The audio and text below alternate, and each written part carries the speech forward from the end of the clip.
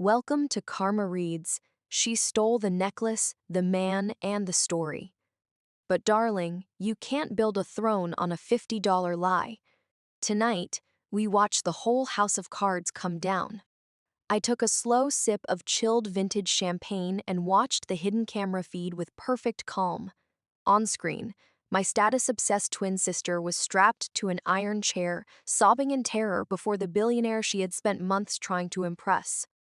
At that very moment, our biological mother was still at a society dinner, bragging that her daughter was about to marry into one of the richest families in America. She had no idea that the $10 million family heirloom she had stolen from beneath my pillow to open the gates of paradise for Clara was nothing more than a flawed glass replica I had ordered for $50.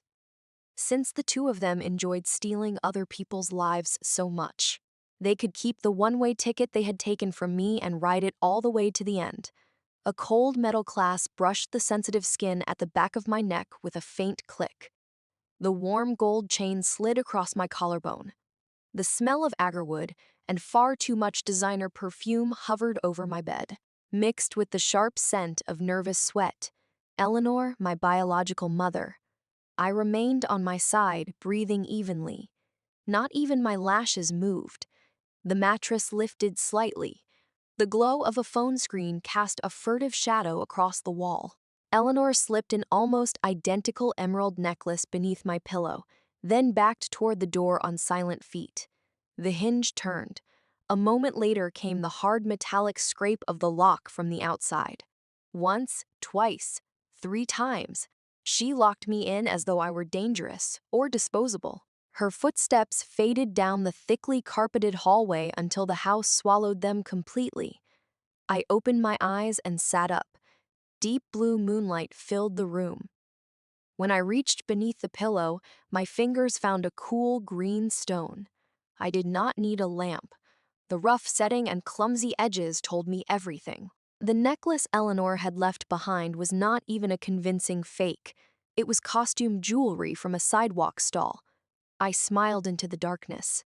In my previous life, the same thing had happened on the same kind of night.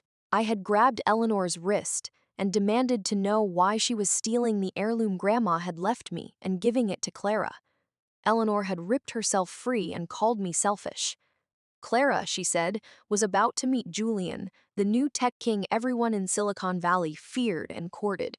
Only the real necklace, the one with the extra solid gold leaf around the emerald, could make Clara look like a genuine old money heiress worthy of him.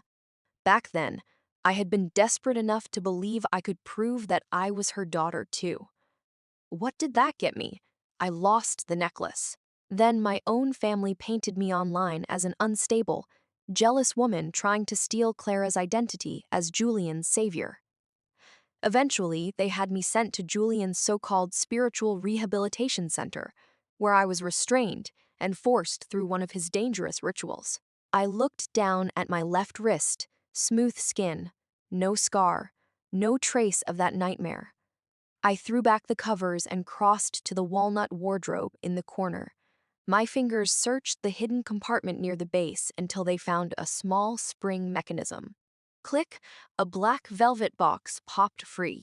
Inside lay the real emerald, silent and magnificent in the dim light. The extra gold leaf around the setting flashed like a private joke. Eleanor believed she had stolen the original. She had no idea that I had been haunting flea markets and estate sales since I was 13, or that I now held one of the most respected gem appraisal licenses in the country. 3 days earlier, I had paid a Chinatown jeweler $50 to make a convincing copy. The piece she had carried away with trembling hands was glass. If they wanted to play switch and steal, the least I could do was help them put on a good show. I slipped the velvet box into my leather jacket and opened the window. Early fall wind rushed in from the coast, salted and cold. Using the old cast-iron drain pipe, I climbed down the side of the Victorian mansion that had trapped me for 22 years. Minutes later, I disappeared into the night. 4 hours after that, morning light was cutting through the glass towers of Midtown Manhattan. I sat in the VIP room of one of America's most prestigious auction houses, holding a bottle of sparkling mineral water. Across from me, a silver-haired appraiser wore white gloves and a magnifying lens. His breathing had gone completely uneven. 3 centuries old, he murmured. Exceptional Colombian color, no visible flaws. And this gold leaf work, my God, this technique disappeared with a royal workshop. He lowered the lens. Even the tweezers in his hand were shaking. Miss Bennet, are you certain you want a fast private sale? If we place this in the fall auction, the price could easily double. I don't like waiting. I leaned back on the leather sofa and crossed my legs, glancing at the antique clock on the opposite wall. $12 million. One price. The money reaches my account within the hour. Sell it to the Middle Eastern collector who has been chasing it for years. Whatever you make above my number is yours. The appraiser inhaled sharply. Then the calculating light of a born dealer replaced his awe, and he seized the phone on his desk. 45 minutes later, my banking app lit up with a deeply satisfying row of numbers. $12 million. I finished my sparkling water, letting the cold bubbles crackle through me. Outside, New York crashed over me in traffic, horns, footsteps, and voices. I opened Instagram and searched Clara's account. Her newest post had gone up 3 minutes earlier. She was seated beside a floor-to-ceiling window in a Michelin 3-star restaurant, wearing a silk dress she had bought the month before and planned to return after the photos were taken. Around her neck glittered my $50 glass necklace. She rested her chin on one hand so that her bare ring finger and the emerald would appear in the same frame. Her caption read, "Some meetings are written in the stars. Like a true heirloom, they only become more precious with time." Thank you, J number, soulmate number, old money, number blessed. The comments were already exploding. Paid followers and starry-eyed strangers flooded the post with screaming emojis, all asking whether Jay was Julian, the volatile hedges fund genius who had recently become a permanent fixture in the financial press. I zoomed in. The reflection in the window revealed the outline of a man leaning forward. Julian.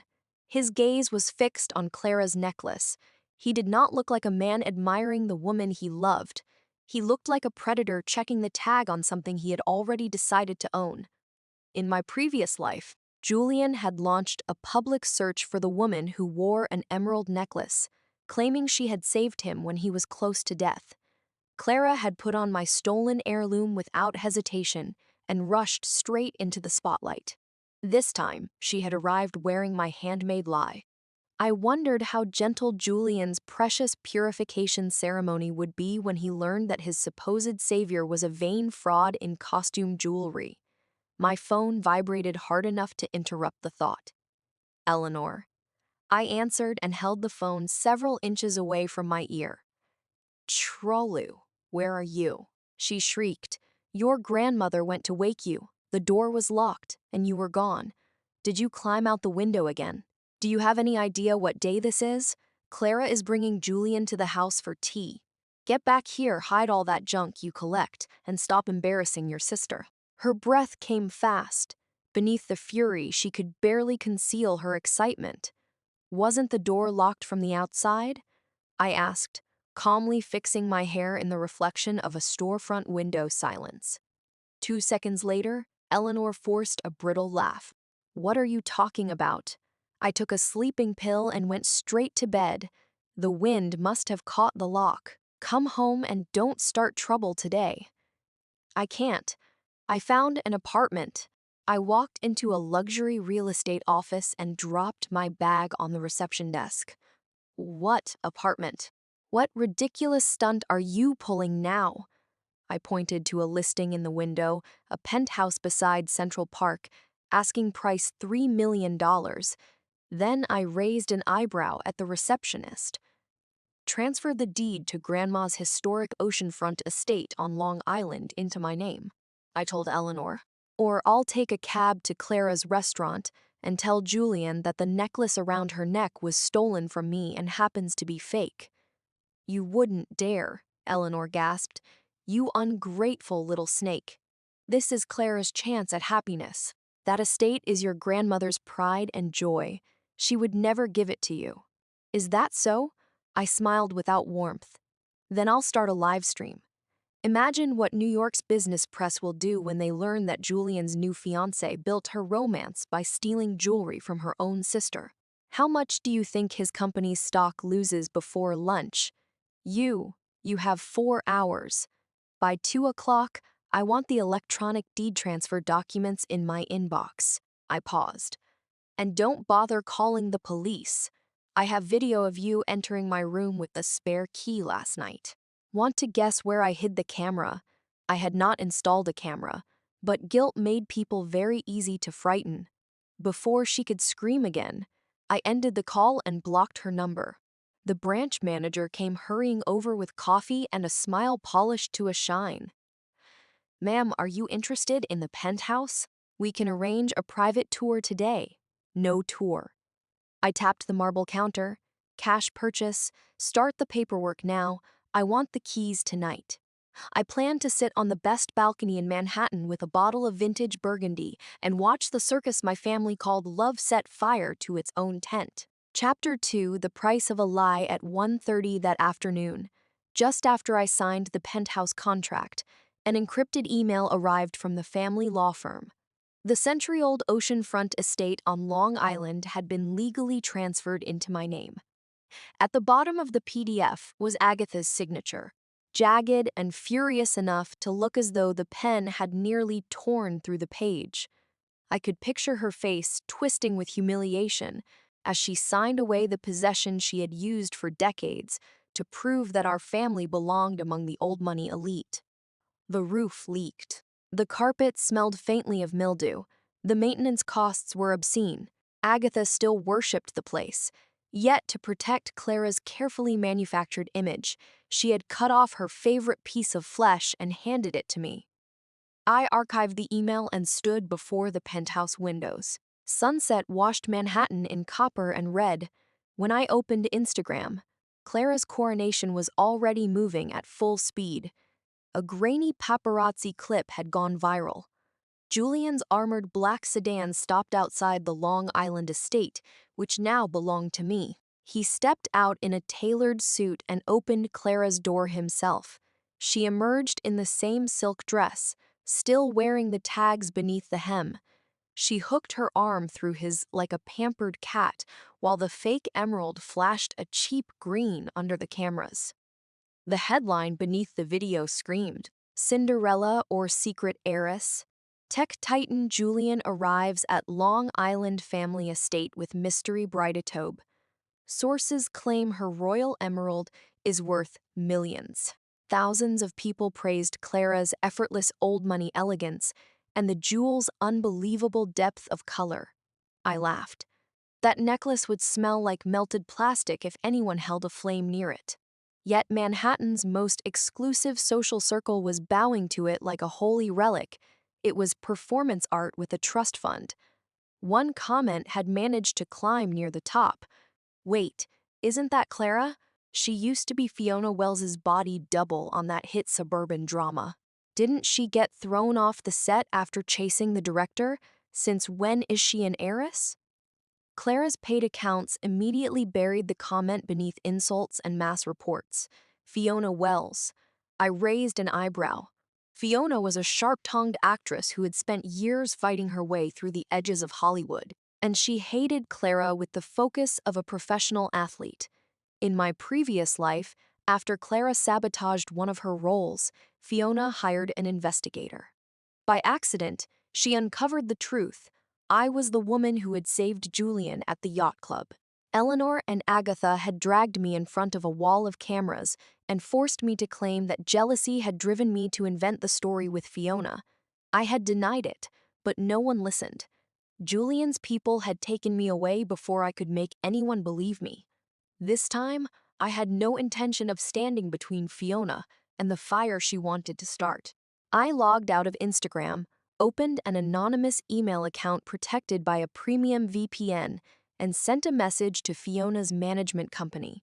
Attached was high-definition security footage from the alley behind the yacht club several months earlier. The video showed a woman in a baseball cap finding Julian disoriented and convulsing after taking a dangerous substance. She kicked him into the club's shallow fountain, shocking him awake, then called emergency services.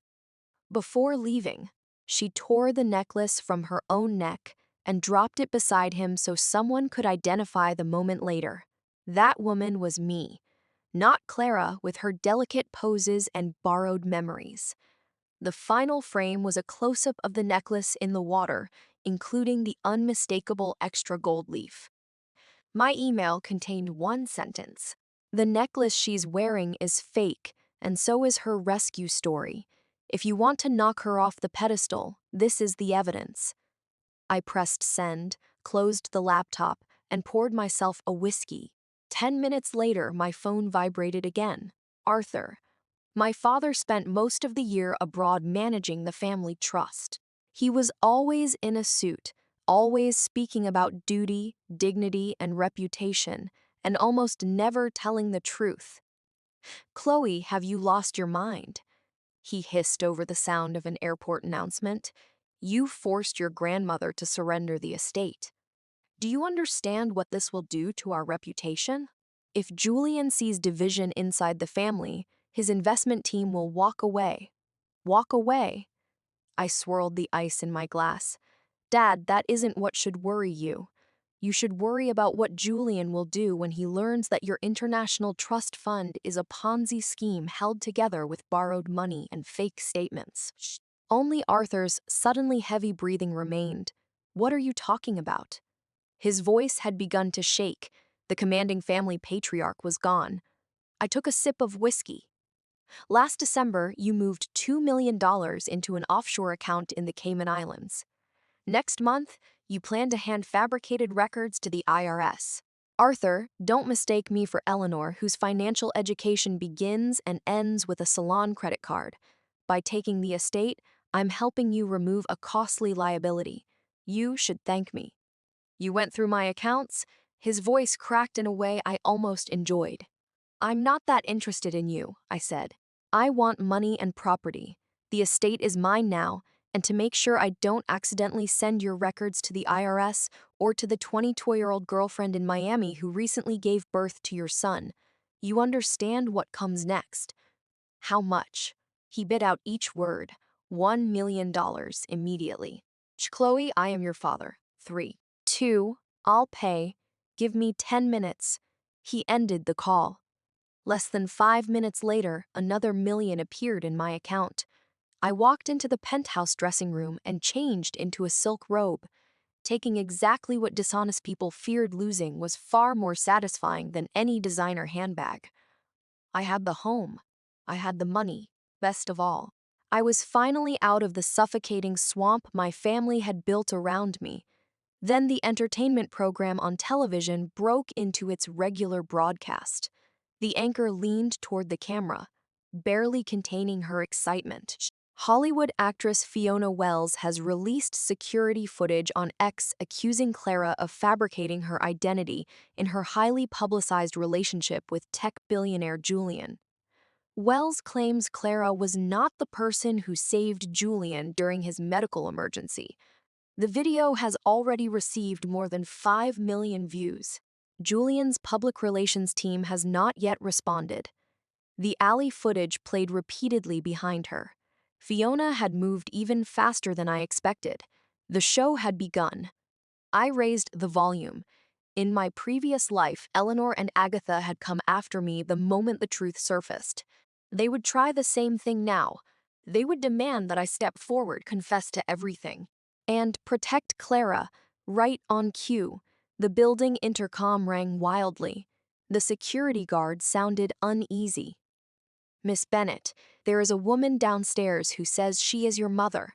She brought several people who appear to be reporters. She is demanding to see you. She also threatened to harm herself in the lobby if you refuse." A cold smile touched my mouth. "Send her up," I said, "and call the police. Tell them someone is attempting to force entry into a private residence and creating a public disturbance." Eleanor and Clara were going to become permanent exhibits in the Museum of Manhattan Humiliation. Chapter 3. Cutting ties. The elevator chimed and opened directly into the penthouse. Eleanor stormed out with two tabloid reporters behind her. Both carried hidden cameras and wore the hungry expressions of men who had already smelled a headline. Eleanor had prepared the face of a wounded mother.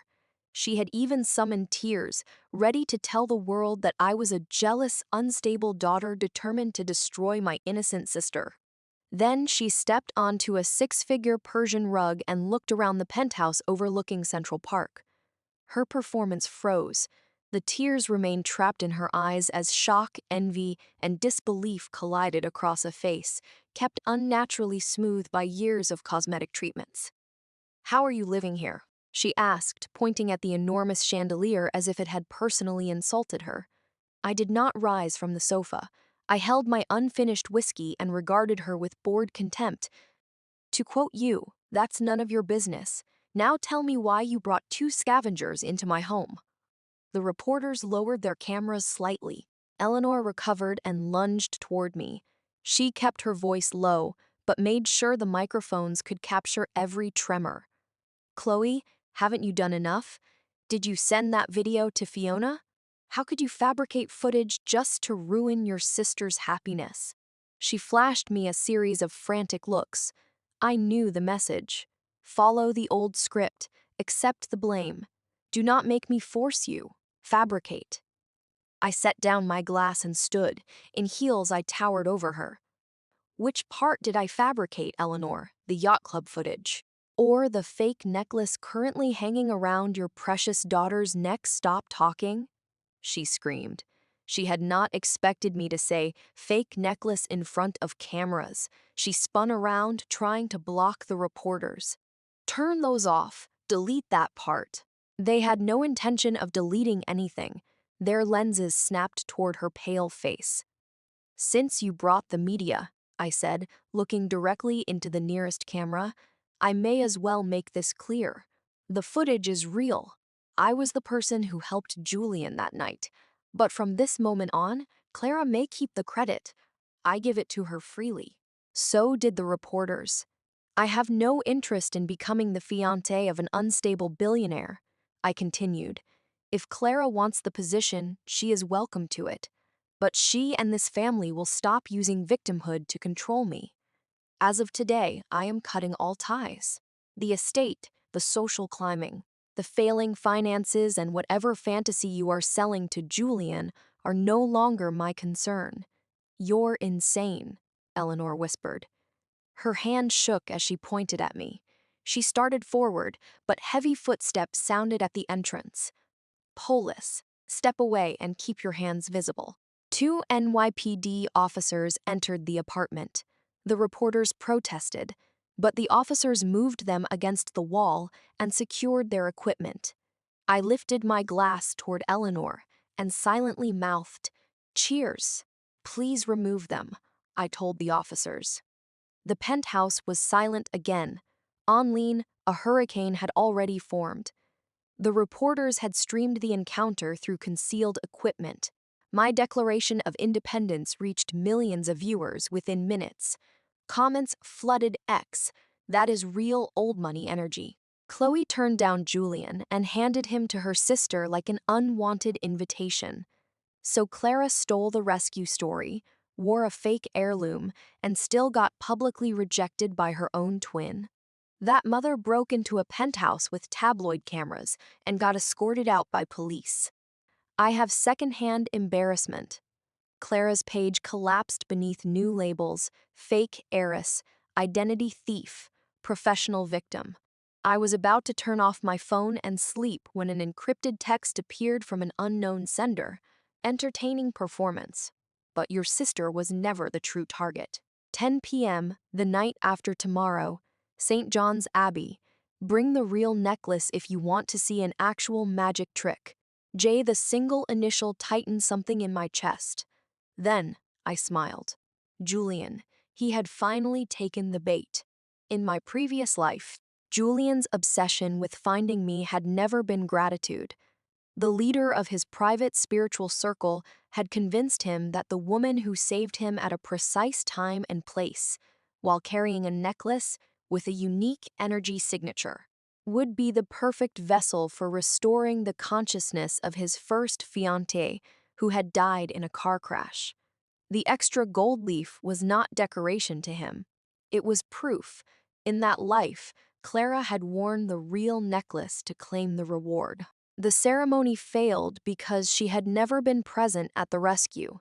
Julian discovered the lie, found me, and forced me into the ritual instead.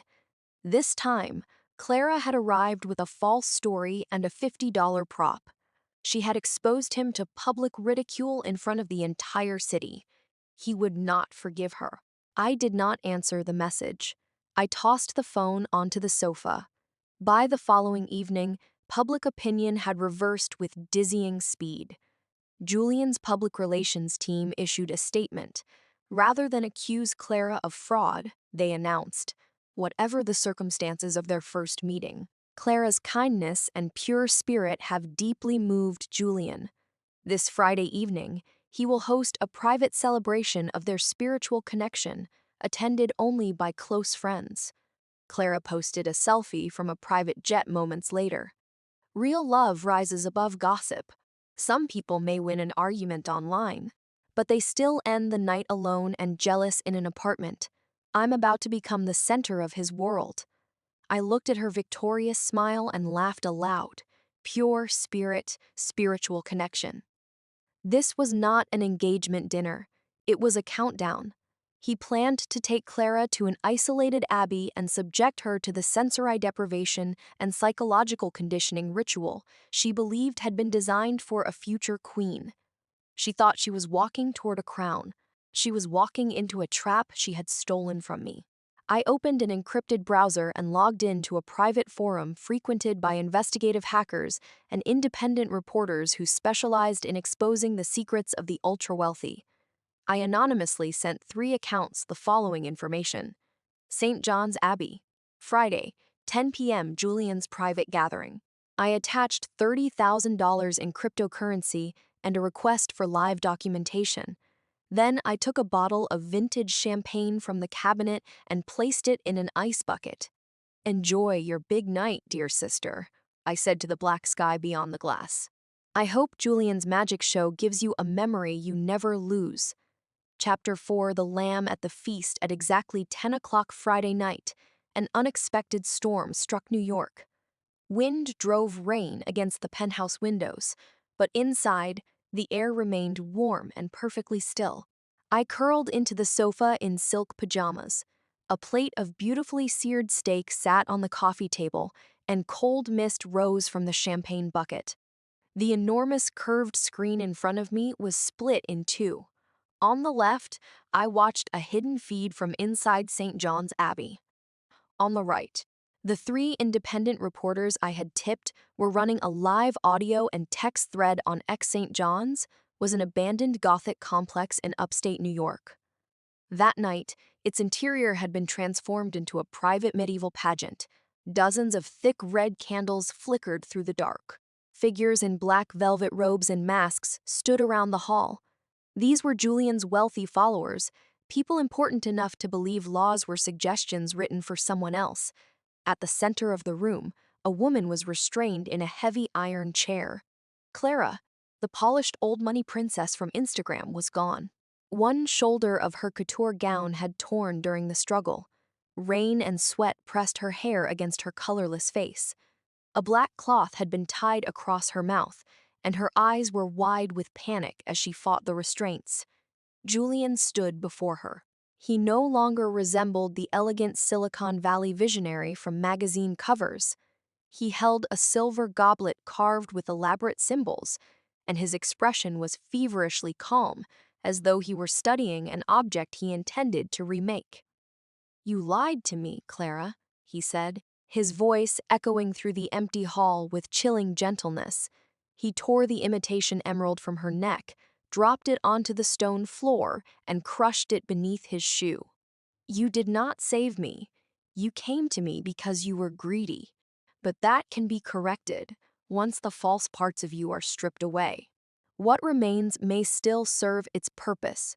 Clara shook her head violently. Tears streaked through her makeup, Muffled pleas escaped behind the cloth. At last, she understood that her fairy tale romance had always been a one-way passage into someone else's nightmare. Julian turned and accepted a vial of pale blue liquid from one of his followers. It contained a powerful psychoactive compound, the kind capable of causing hallucinations, confusion, and severe psychological distress. He forced it between Clara's lips. Her body began to shake, her eyes lost focus, and terrified cries tore from her throat as the room around her fractured into visions no one else could see. I watched without expression and cut another piece of steak. Was she frightened? Did she feel betrayed? In my previous life, Eleanor had stood in the corner of that same hall while Julian's people forced me through the ritual. She had covered her mouth in horror, but she had not taken a single step to help me. Julian had promised to invest $50 million in the family fund afterward. That was what family meant to her. Now Clara could experience the value of the deal for herself. The live thread on the right side of my screen was growing at an impossible rate. The reporters had installed directional microphones outside the Abbey. Clara's cries and Julian's feverish recitations were being transmitted across the internet. New York's social media feeds nearly stopped functioning beneath the traffic. What is happening in that building? Is that Clara? Someone call the police now? She lied to marry a billionaire and walked straight into a nightmare. The online storm was beyond anyone's control, and I still had one more curtain to pull back. I picked up my tablet and called the old family mansion. Loud conversation and clinking glasses filled the background. She was hosting a small society gathering, using Clara's engagement to reclaim her position among the wives and widows of the Upper East Side. Chloe. She lowered her voice, but her satisfaction was unmistakable. You actually called. Have you seen the news? Julian is hosting a private dinner for Clara tonight. Regret won't help you now. You may have taken the estate, but you'll always be the daughter who ended up with nothing. Shh, I raised one finger to my lips, then I tapped several commands on the screen.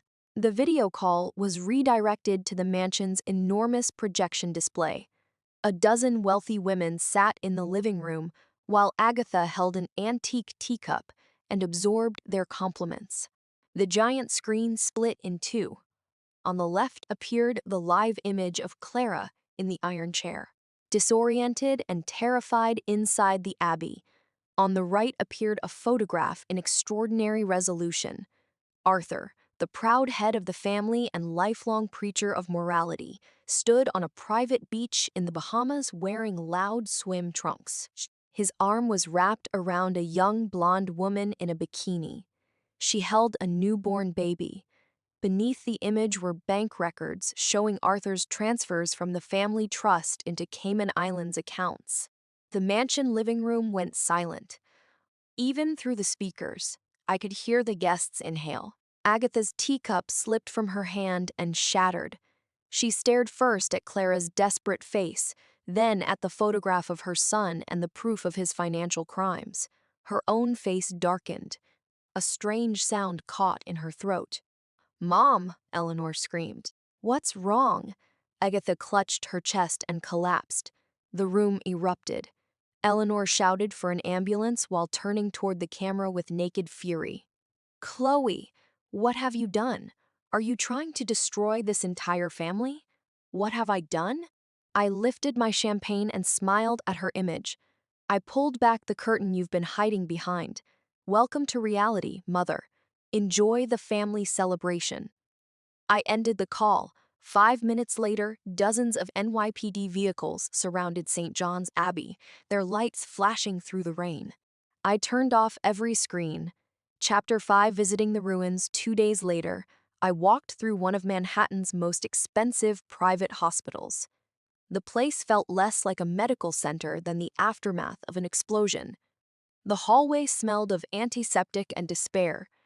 2 FBI agents stood outside a private room, waiting for its occupants to become coherent enough to answer questions about Julian's organization and the events at the Abbey. I opened the door. The room looked like an exhibit titled The End of a Perfect Family. Eleanor sat on the sofa with a bandage around her forehead. During the chaos at the mansion, she had fallen near the broken teacup and cut herself. Now she stared into space. Beside her stood an empty hospital bed. Agatha's heart had not survived the night. She had died before dawn. Clara lay in the bed near the window. She was awake.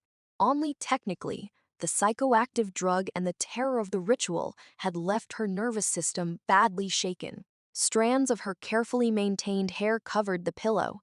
Her skin was gray with exhaustion. Soft restraints secured her hands because whenever they were removed, she clawed at her throat as though the necklace were still there.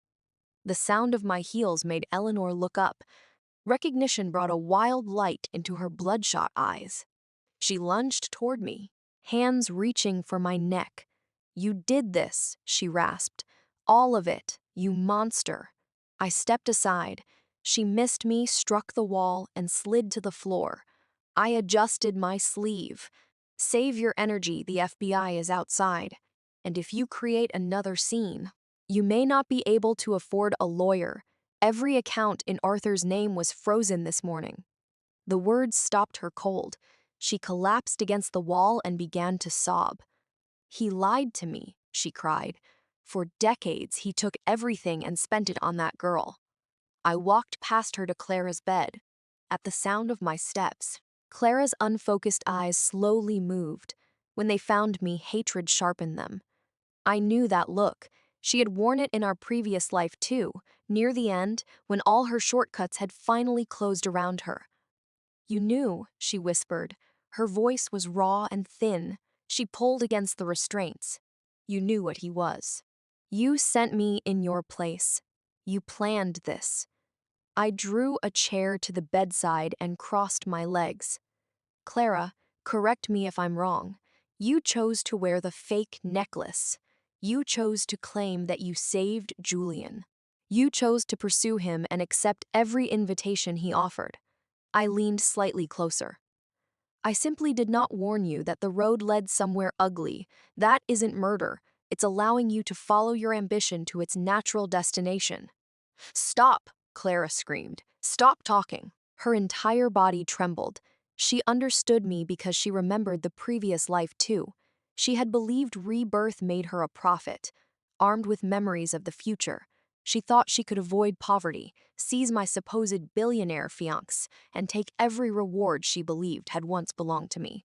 Her mistake was simple. She saw Julian's fortune and never asked what it had cost me to survive him. "If I were you," I said, standing, "I would not waste what strength I have left screaming."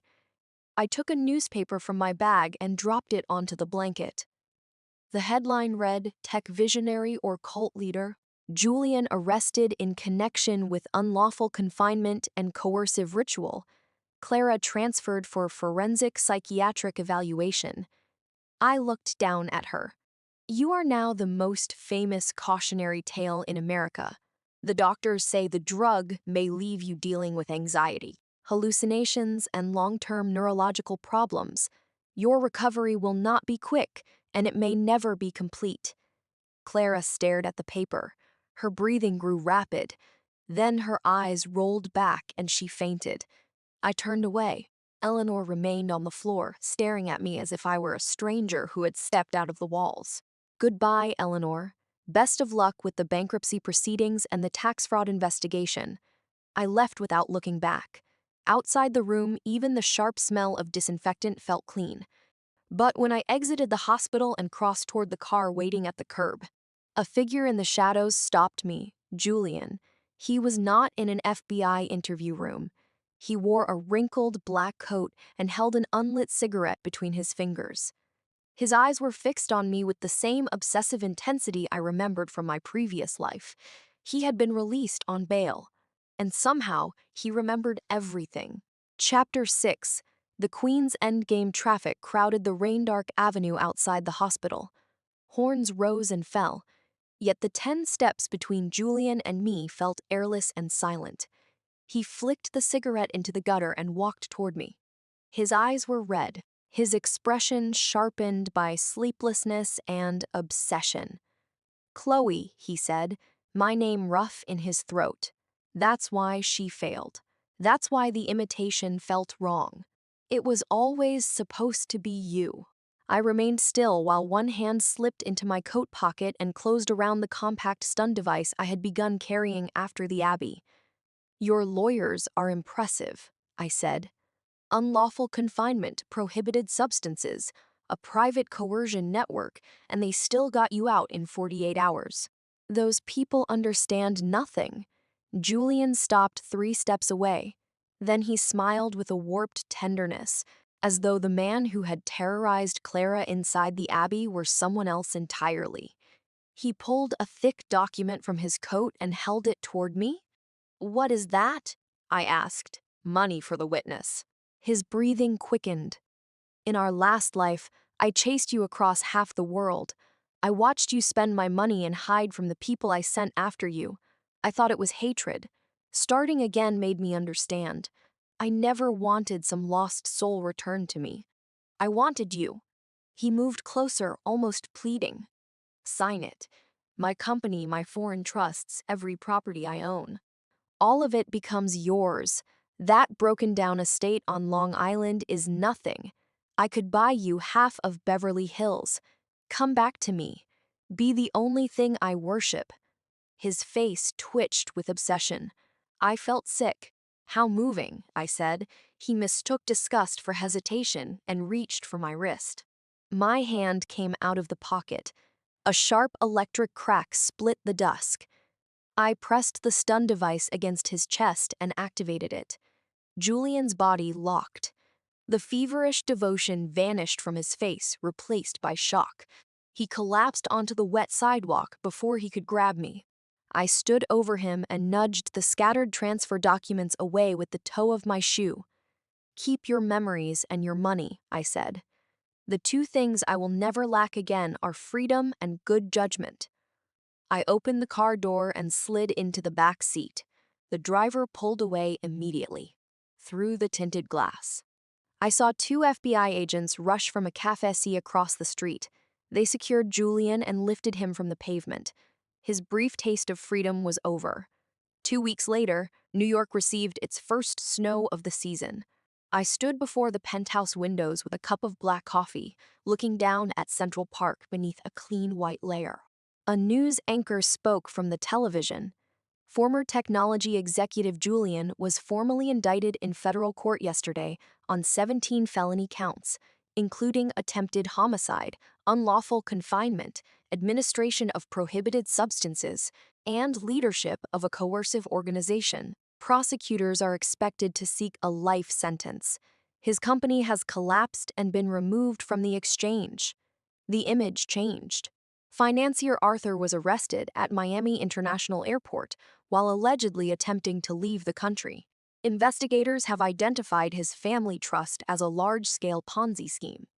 His former wife, Eleanor, is under investigation for assisting in the movement of funds. Their elder daughter, former socialite Clara, has been transferred to a state psychiatric facility for long-term treatment. I muted the television. It was over. No arguments. No screaming accusations. No more speeches about family loyalty from people who had never shown any.